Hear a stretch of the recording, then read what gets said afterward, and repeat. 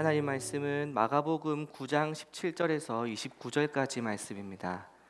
조금 긴데요. 한 절씩 교독하겠습니다. 마가복음 9장 17절에서 29절까지 말씀입니다. 제가 먼저 읽겠습니다. 무리 중에 하나가 대답하되 선생님, 말 못하게 귀신 들린 내 아들을 선생님께 데려왔나이다.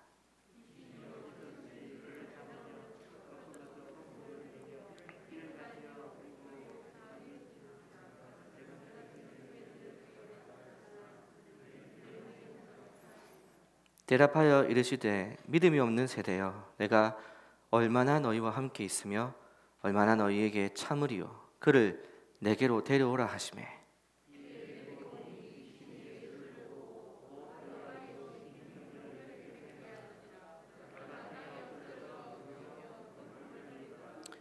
예수께서 그 아버지에게 물으시되 언제부터 이렇게 됐느냐 하시니 이르되 어릴 때부터니이다.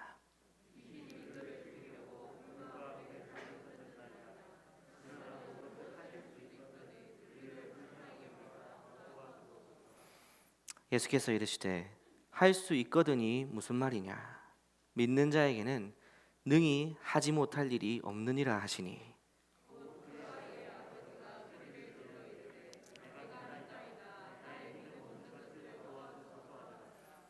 예수께서 무리가 달려와 모이는 것을 보시고 그 더러운 귀신을 꾸짖어 이르시되 말 못하고 못 듣는 귀신아, 내가 내게 명하노니 그 아이에게서 나오고 다시 들어가지 말라 하시매.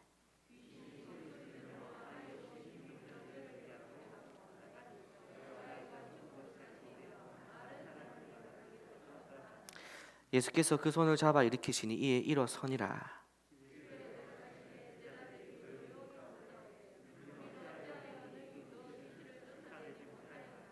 함께 읽겠습니다. 이르시되 기도 외에 다른 것으로는 이런 종류가 나갈 수 없느니라 하시니라. 아멘. 오늘은 본문을 중심으로 자녀 양육 원리에 대해서 내가 믿나이다 라는 제목으로 하나님 말씀을 전하도록 하겠습니다. 주제는 자녀 양육 원리인데 제목은 내가 믿나이다 이죠. 먼저 자녀 양육에 왕도가 있겠습니까? 없습니다. 잘 아시죠? 부모이신 우리 성도님 여러분, 자녀 양육에 특별한 길이나 특별한 방법이 없다는 것을 잘 아실 것입니다. 우리가 성경에서 어떤 묘책을 발견하려고 하는 것도 아닙니다. 찾을 수도 없고 그런 방법을 찾아서도 안 된다라고 생각되기도 합니다. 다만 우리가 운동을 할 때 어떤 운동이든지 적용되는 기본 원리가 있는데 힘을 빼야 한다. 들어보셨죠? 그런 것과 마찬가지로 어느 누구에게나 어느 시대든지 적용되는 자녀 양육 원리, 성경적인 기본 원리, 특별히 자녀 양육하는 데 있어서 대단한 원리가 아니라 자녀 양육에 있어서 어느 시대에나 누구에게나 적용되는 성경적인 기본 원리, 그것을 오늘 살펴보려고 합니다.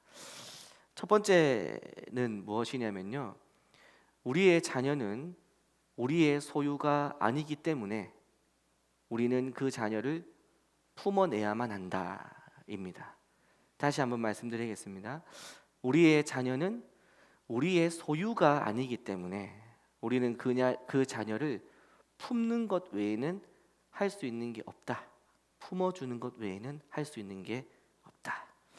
예수님께서 오늘 본문 앞에서 보면은 변화산에서 변모하신 후에, 영광스러운 모습으로 변모하신 후에 예수님의 제자 베드로와 야고보와 요한을 데리고 나머지 제자들에게 돌아오셨는데 분위기가 별로 좋지가 못했습니다.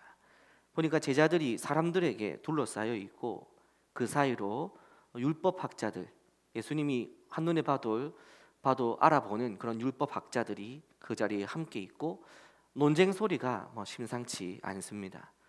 마침 그 자리에 있던 사람 중에서 멀리서 예수님과 세 명의 제자가 걸어오는 것을 보고는 손을 흔들며 놀라며 반가워하며 예수님께 달려왔습니다.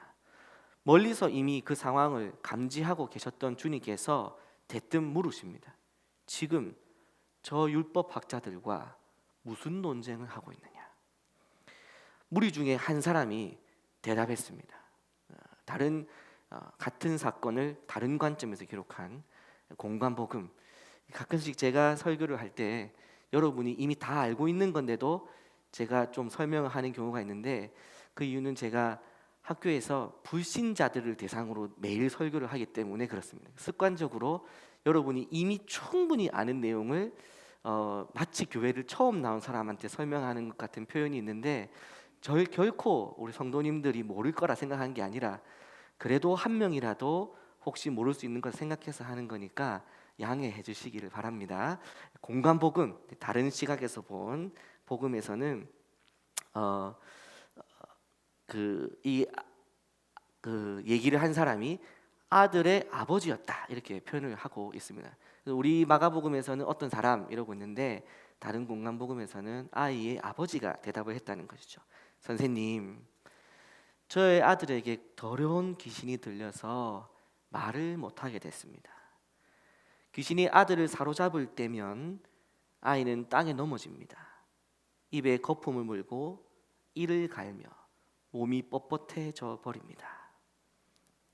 다른 공관복음 마태복음에서는 제 아들이 간질로 심히 고생하는데 불에도 넘어지고 물에도 넘어집니다 대답했고요.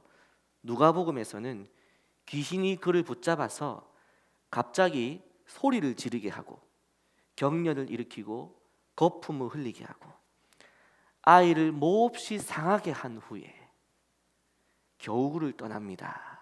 이렇게 아이의 아버지가 말했습니다. 본문 마가복음과 또 누가복음에서는 귀신에 들렸다 이렇게 표현을 했고요. 마태복음에서는 간질로 고생했다 이렇게 표현을 했는데, 간질과 귀신 들림을 성경이 구분하고 있지는 않습니다. 마태복음 17장에서 17장 15절에서 아이의 아버지가 내 아들이 간질입니다라고 표현했지만 18절에서 예수님께서 그 병을 고치실 때에 꾸짖으시니 귀신이 나가고 아이가 나았다라고 표현하거든요. 그러니까 마태복음에서도 아이의 병명을 아버지가 간질이라고 얘기했지만 주님께서는 고치실 때 귀신을 쫓으셨기 때문에 귀신 들림을 고치신 것으로 본다는 것이죠. 그래서 요는 마가복음이나 마태복음이나 누가복음이나 이 아이의 질병을 귀신 들림으로 지금 보고 있다 이런 것입니다. 실제로 현대의학에서도 이 간질이라고 하는, 오늘날에는 뇌전증이라고 하는 의학 용어가 에필랩시인데요. 에필랩시가 그 단어가 그리스어에서 유래한 단어고, 그리스어로 에필랩시는 악령에 들리다라는 것을 볼 때 고대 사회에서 현대 사회에 넘어오는 시기까지 간질 내지는 귀신 들림은 고대 사회에서 항상 혼동되는 그런 질병이었던 것 같습니다. 아들의 문제가 간질이든 뇌전증이든 귀신 들림이든 중요한 것은 이 아들이 부모가 키우기 힘든 아들이었다는 것입니다. 아무 때서나 소리를 지르고 불에 뛰어들고 물에 뛰어드는 아들을 키운다고 생각해 보십시오. 뇌전증이라는 발작 증세도 특징이 이 발작이 언제 일어날지 모른다는 것, 이게 가장 두려운 것이거든요. 제가 예전에 사역했던 교회 한 성도님이 저녁이든 아침이든 새벽이든 문자가 옵니다. 목사님, 아들이 또 넘어갔습니다. 내지는 목사님 시작됐습니다. 그러면 아들이 이제 뇌전증 발작이 일어났다는 거예요. 그럼 제가 전화기를 붙들고 이제 기도를 했죠. 시도 때도 없습니다. 근데 그 시간이 얼마나 고통스러운지 겪어보지 않은 사람은 짐작할 수 없는 것이죠. 마찬가지로 이 발작 증세가 뇌전증도 언제 일어날지 모르는 것인데, 이 아들의 경우에도 오늘 본문 18절을 보면은 아버지가 이렇게 표현합니다. 귀신이 아들을 사로잡으면, 자, 귀신이 아들을 사로잡으면이란 말이 지금 무슨 말을 의미하는 겁니까? 언제 사로잡을지 모른다는 것이죠. 전조 증상도 없습니다. 그냥 멀쩡하게 있다가 갑자기 귀신이 아이를 사로잡아 버리면 그때부터 발작이 시작되고 거꾸러지고 뒤로 넘어가서 몸이 뻣뻣해지고 침을 흘리며 이를 갈면서 하게 된다는 것입니다. 이런 아이가 고대 사회의 공동체 속에서 공동체원으로 받아들여졌겠습니까? 오늘날에도 이 사회에서 장애인이 사는 것은 쉬운 일이 아닙니다. 특별한 사람이, 특별한 자녀들이, 일반적이지 않은 아이들이 이 사회 구성원으로 살아가기가 쉽지 않습니다. 제가 오늘도 미리 한번 생각을 했었는데요. 저희 집에도 휠체어 타는 가족이 있는데 저희 가족은 이 강대상 위에 올라올 수 없습니다. 한 번도 그런 생각을 우리가 해본 적이 없죠. 장애인이 굳이 휠체어 타고 이까지 올라와야 되나 생각할 수 있겠지만, 고신교단에서, 제가 있던 고신교단에서 목발을 짚는 장애인, 어릴 때부터 태어날 때 선천적 장애인이 목사 안수를 받는 데에는 꽤 오랜 시간이 걸렸습니다.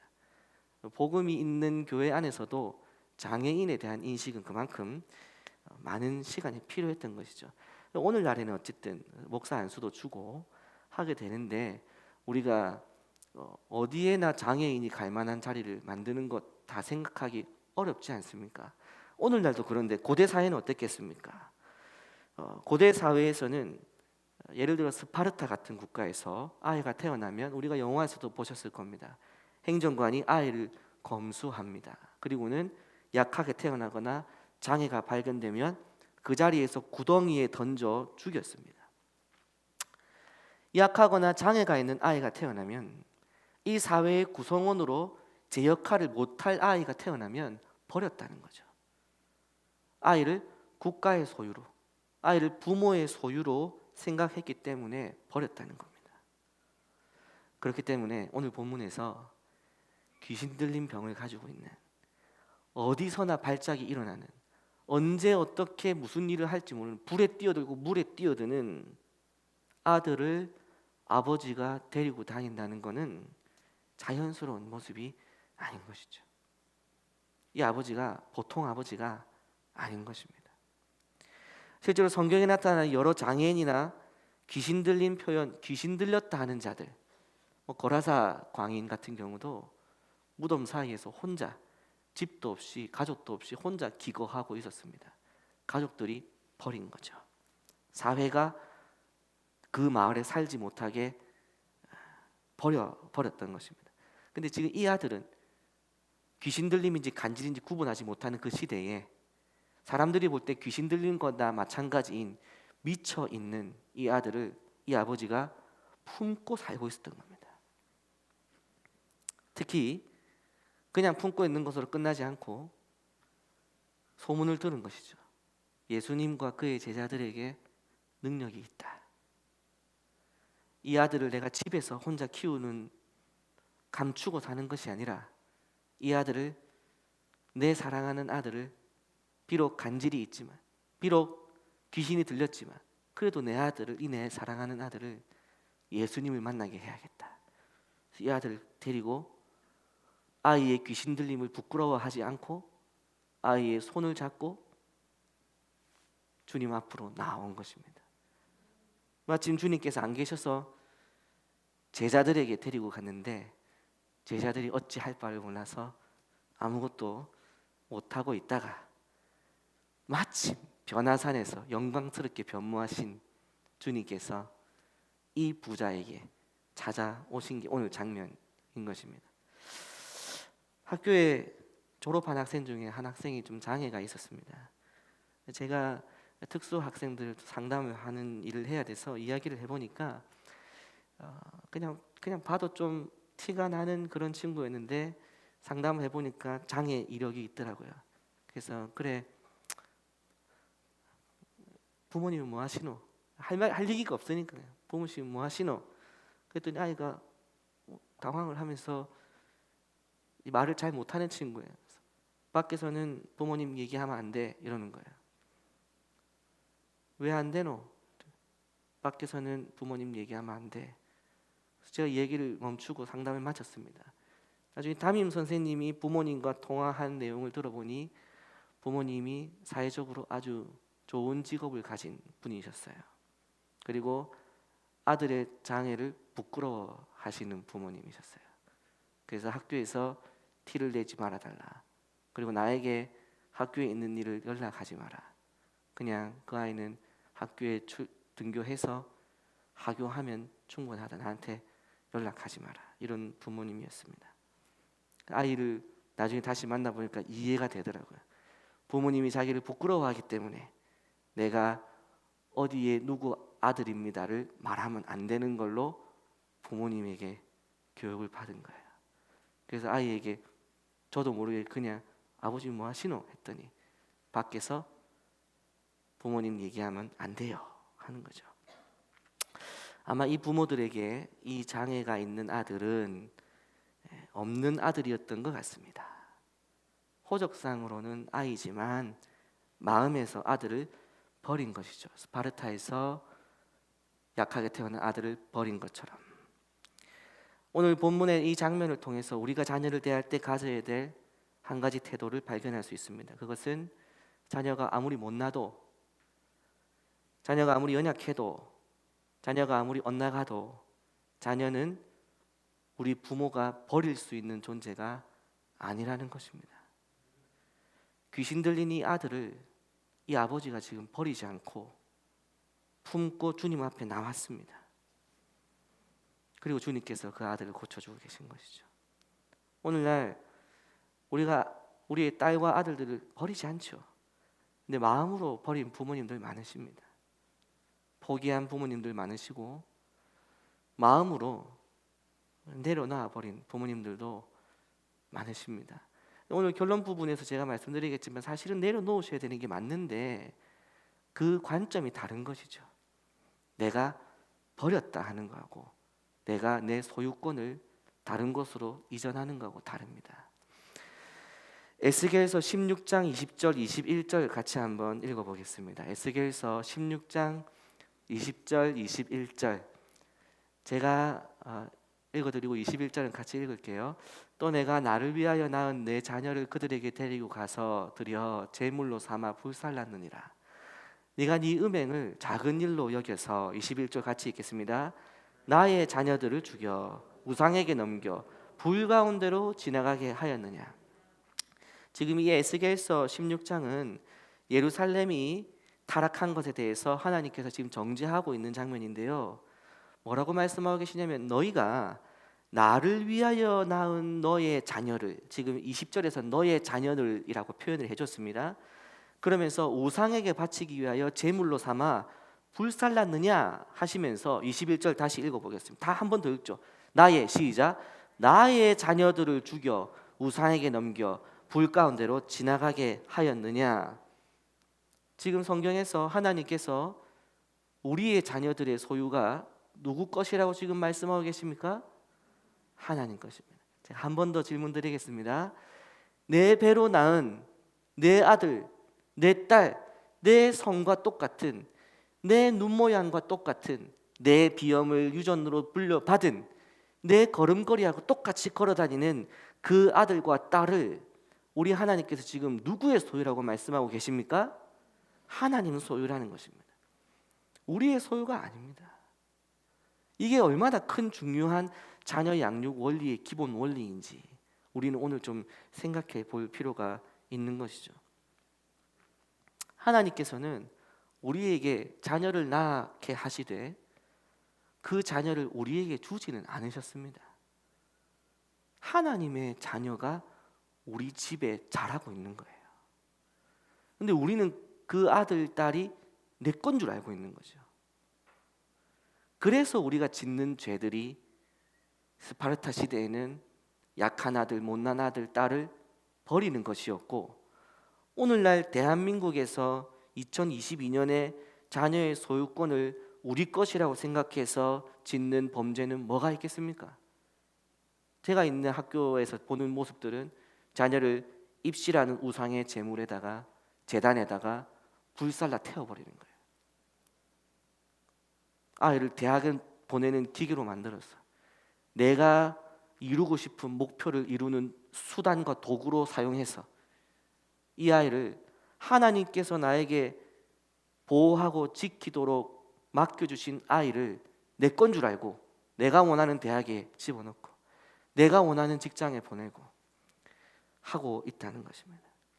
마치 내 자녀의 인생의 결정권이 나에게 있는 것처럼 생각하는 것이 오늘날 몰렉에게 바치고 있는 우상의 숭배의 모습이라는 것이죠.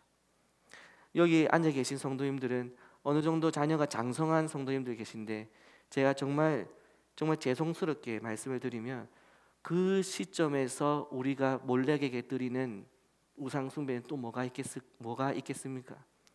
자녀가 결혼을 하려 할 때 자녀의 결혼의 배우자를 우리가 결정하려 하지 않습니까? 그 결정을 우리가 할 수 있습니까? 오늘 성경 본문은 자녀의 인생의 결정권은 하나님에게 있다고. 정말 죄송스럽지만 여러분에게 이 원고를 써놓고도 뺄까 말까를 여러 번 고민했지만 오늘 이 말씀에서 분명하게 우리의 소유권이 아님을 얘기하고 있기 때문에, 사랑하는 성도님 여러분, 우리 자녀의 인생, 그 자녀가 약하기 때문에 버리지 못하는 것도 마찬가지지만 자녀의 인생의 중요한 결정을 우리가 좌지우지할 수 없는 하나님에게만 자녀의 인생의 결정권이 있다는 것을 믿으시기를 바랍니다. 이것을 확장해서 한 번 더 확장해서 생각해 보면은 우리 교회의 다음 세대에 적용할 수 있겠죠. 우리 교회의 다음 세대들 우리가 포기하고 버릴 수 없습니다. 다음 세대들이 엇나가고 우리 교회의 청년들이, 우리 교회의 고등학생들이, 중학생들이 하는 모양들이 마음에 들지 않아도 이 아이들을 우리는 버릴 수도 없고 포기할 수도 없고 불에 뛰어들든 물에 뛰어들든 끝까지 품고 가야 되는 거예요. 주님께서 우리에게 맡겨주신 우리의 다음 세대이기 때문에. 또 한 가지는 뭐가 있겠습니까? 오늘 이 자리에 가장님들 계십니까? 사랑방의 가장으로 세워졌다는 것은 그 가원들을 주님께서 가장님들의 자녀로 보내주신 겁니다. 내 마음대로 말 안 듣는 가원, 말썽 부리는 가원 포기하고 배제시킬 수 없는 것입니다. 주님께서 그 가원과의 연결을 그만하실 때까지 우리는 끝까지 품어내야 되는 것이죠. 바로 이것이 어느 시대나 누구에게나 적용되는 자녀 양육의 원리. 우리의 자녀의 소유권은 우리에게 있지 않기 때문에 우리가 할 수 있는 일은 자녀를 품는 것밖에 없습니다. 이 첫 번째 주제인 것입니다. 이제 주님께서는 19절 말씀에서 제자들에게 분노하십니다. 믿음이 없는 세대야. 도대체 뭐 하고 있느냐? 이 아이와 이 아비가 이렇게 고통 가운데 수치를 무릅쓰고 아들의 부끄러움을 무릅쓰고 아이를 데리고 제자들 너희들에게 왔는데 너희는 아무것도 못하고 있었느냐? 이 패역한 세대야. 주님께서 얼마나 분노하시는지 모릅니다. 아마 그 아비의 그 품어내는 그 사랑을 보고 주님께서 감동을 하셨던 것 같습니다. 근데 제자들이 아무것도 못한 거예요. 근데 이것은 이제 우리에게도 적용되는 것입니다. 오늘 본문 마지막에 있는 것, 이 아이를 고치는 방법이 너무 명확했습니다. 기도하는 것이었죠. 제자들이 기도를 못했어요. 오늘 우리 자녀들 문제를 놓고 전전긍긍하시는 성도님들 많으십니다. 아이가 삐뚤어졌습니다. 아이가 교우관계가 안 좋습니다. 아이가 몸이 약합니다. 아이가 뭐가 있습니다. 무슨 문제가 있습니다. 정답은 무엇입니까? 뭐 해야 됩니까? 기도해야 됩니다. 오늘 본문 마지막에 기도 외에는 이런 이유가 나갈 수 없느니라, 기도만이 이 문제를 해결할 수 있느니라 말씀하고 계시는데 우리는 자꾸 전문가를 찾아가고 자꾸 뭔가 방법이 있다 생각하고 자꾸 우리 스스로 해결하려 하는 것이죠. 본문으로 돌아가 봅시다. 마침내 아이가 주님 앞에 섰습니다. 귀신은 예수님 앞에 아이가 오자마자 심한 경련을 아이에게 일으켜버립니다. 아이는 땅에 넘어지며 거품을 흘리며 뒹굴었습니다. 여기서부터 이 장면이 얼마나 감동적인지요. 예수님께서 아버지에게 물어보십니다. 이렇게 된 지가 얼마나 됐느냐? 얼마나 많은 이야기가 그 안에 있겠어요. 뭐 고생 많았지, 뭐 그동안 어떻게 했니, 다 포함되어 있는 거 아니겠습니까? 이렇게 된 지 얼마 됐느냐, 어려서부터입니다. 그리고는 이 아버지가 얘기를 합니다. 주님, 귀신이 아이를 죽이려고 끊임없이 괴롭혔습니다. 뭐라도 하실 수 있으면 좀 불쌍히 여겨주십시오. 이 아버지가 기도를 합니다. 주님께서 대답을 하시죠. 할 수 있거든요. 무엇이냐,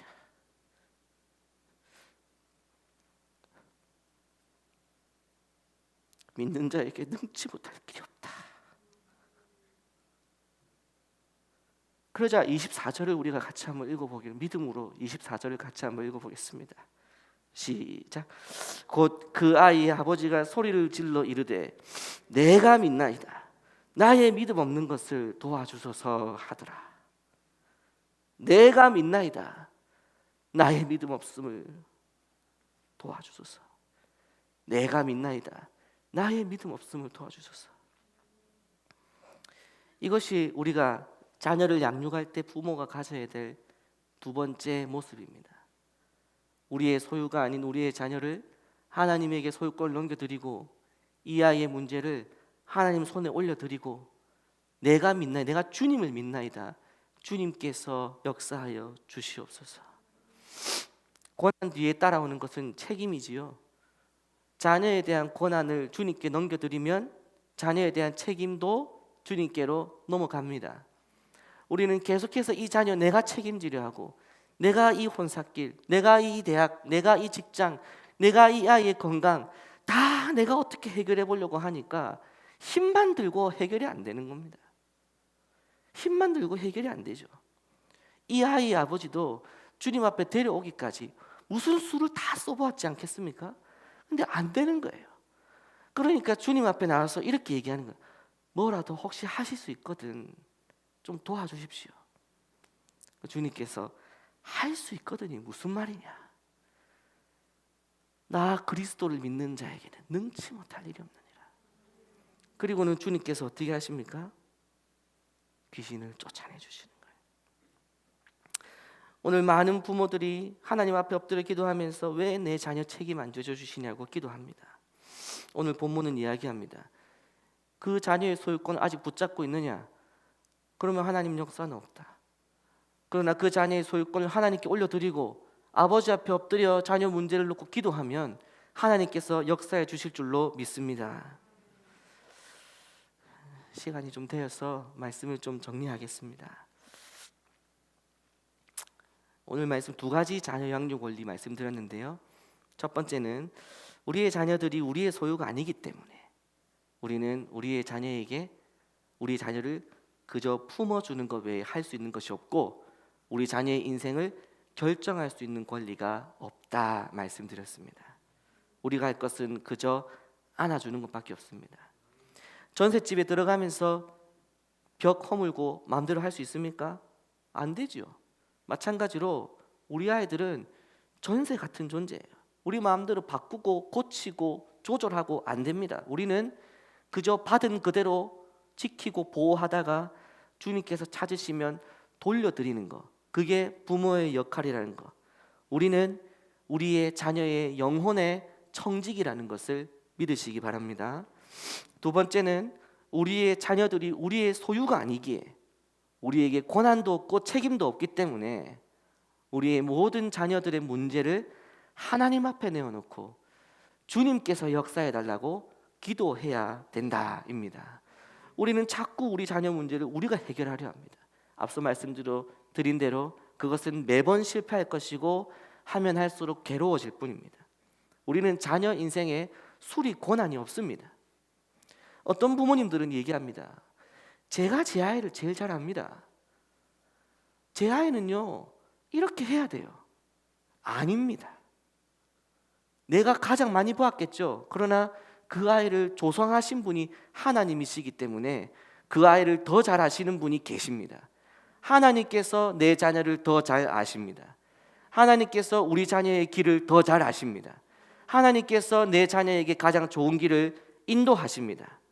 오늘 25절에서 29절에서는 주님께서 귀신을 꾸짖자 귀신이 떠나갑니다. 제자들이 물어보지요. 어떻게 하셨습니까? 기도 외에 이런 것이 나갈 수가 없느니라.